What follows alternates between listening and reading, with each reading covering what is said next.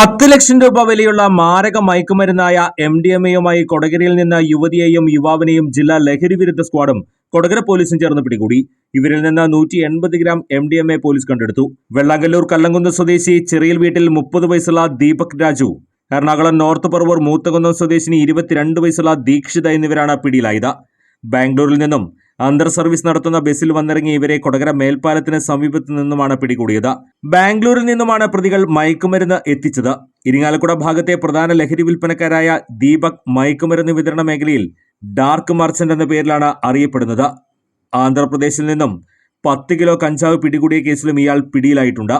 Chalakudy DYSP K സുമേഷിന്റെ നേതൃത്വത്തിൽ rural ജില്ലാ ലഹരിവിരുദ്ധ squad sub inspector N Pradeep, CR Pradeep, PP Jayakrishnan, Satheesan Madappattil, TR Shine, PM Moosa, Sooraj V Dev, Liju Iyani, AU Reji, MJ Binu, CK Biju, Shijo Thomas, PX Soni, Kodakara SHO PK Das, ASIമാരായ MS Baiju, Jyothilakshmi, senior civil police ഓഫീസർമാരായ KP Benny, M Ashiq എന്നിവരും പ്രതികളെ പിടികൂടിയ സംഘത്തിലുണ്ടായിരുന്നു.